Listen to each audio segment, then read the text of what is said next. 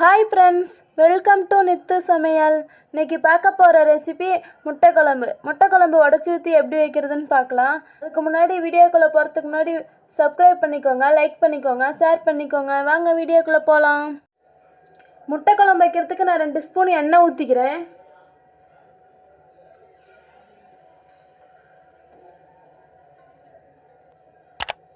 நான் 2 பட்டை, பிரியாணி இலை 2, கிராம்பு 2, ஏலக்காய் 2 எடுத்துக்கிறேன். இது கூட சேர்த்துக்கிறேன். இது கூடவே சோம்பு 1 ஸ்பூன் போட்டுக்கிறேன். நான் பெரிய வெங்காயம் 2 அரிஞ்சு வச்சுக்கிறேன். இது கூட சேர்த்துக்கிறேன். ஒரு பச்சை மிளகாயை 2 அரிஞ்சு வச்சுருக்கேன். இது கூட சேர்த்துக்கிறேன்.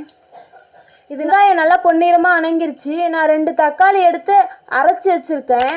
நீங்கள் அறுத்து கூட சேர்த்துக்கோங்க. நான் அரைச்சி சேர்த்துக்கிறேன். தக்காளி நல்லா பச்சை வாசனை போகிற அளவுக்கு அணைக்கலாம். தக்காளி நல்லா வணங்கிருச்சு. இப்போ மசாலா ஆட் பண்ணிக்கலாம். அடுப்பை சிம்மில் வச்சுக்கோங்க. இஞ்சி பூண்டு பேஸ்ட் 1 ஸ்பூன் போட்டுக்கலாம். மஞ்சள் தூள் 1/2 டீஸ்பூன் போட்டுக்கலாம். மிளகாய் தூள் 1 டீஸ்பூன் போட்டுக்கலாம். நீங்கள் காரத்துக்கு ஏற்ற அளவுக்கு போட்டுக்கோங்க.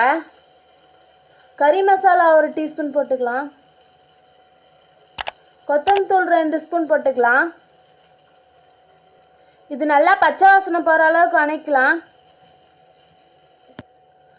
தண்ணி 1 டம்ளர் சேர்த்துக்கலாம். இதை நல்லா இப்போ கலந்து விட்டுக்கோங்க. நல்லா இந்த மசாலா 8லேருந்து ஒரு 10 நிமிஷம் நல்லா கொதிக்கிட்டோம். அது வரைக்கும் நம்ம மூடி வச்சிடலாம். இப்போ அதுக்குள்ளே நம்ம தேங்காய் பேஸ்ட் அரைச்சிட்டு வந்துடலாம். நான் 1/4 மூடி தேங்காய் எடுத்திருக்கேன். மிக்ஸி ஜாரில் இதை போட்டுக்கிறேன்.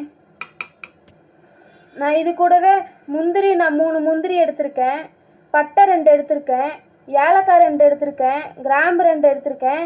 1 ஸ்பூன் சோம்பு எடுத்துக்கிறேன். இது கூடவே போட்டு அரைச்சிக்கலாம். 10 நிமிஷம் ஆயிடுச்சு. இப்போ ஓப்பன் பண்ணி பார்க்கலாம்.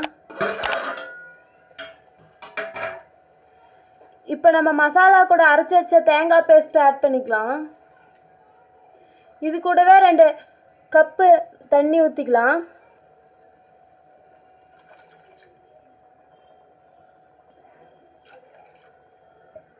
இதை நல்லா இப்போ ஒரு தடவை கலந்து விட்டுக்கோங்க.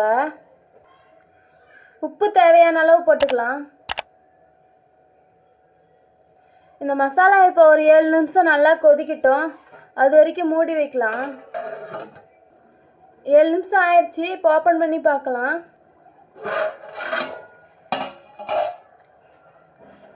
நல்லா இப்போ எண்ணெய் பிரிஞ்சு இருந்துச்சு. இப்போ நம்ம முட்டையை உடச்சி ஊற்றிக்கலாம். நான் இப்போ 4 முட்டை எடுத்திருக்கேன். இதை உடச்சி ஊற்றிக்கலாம். முட்டையை உடச்சி ஊற்றிக்கலாம். அடுப்பை நல்லா சிம்மில் வச்சுக்கோங்க.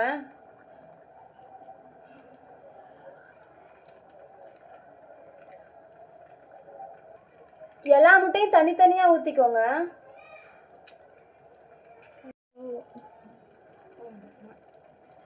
அடுப்பை சிம்லியாக வச்சு இப்படியே ஒரு 5 நிமிஷம் வேகட்டும். 5 நிமிஷம் அப்புறம் திறந்து பார்க்கலாம். 5 மினிட்ஸ் ஆயிடுச்சு. இப்போ ஓப்பன் பண்ணி பார்க்கலாம்.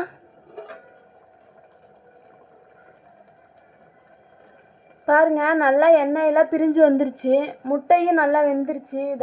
நல்லா பாருங்கள், முட்டை நல்லா வெந்துருச்சு. குழம்பு ரெடி ஆயிடுச்சு. இப்போ நம்ம கொத்தமல்லி தழை ஆட் பண்ணிக்கலாம்.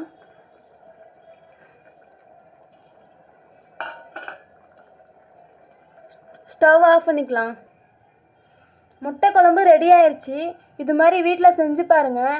செஞ்சு பார்த்துட்டு எப்படி இருக்குன்னு கமெண்ட் பண்ணுங்கள், லைக் பண்ணுங்கள், ஷேர் பண்ணுங்கள். தேங்க்யூ.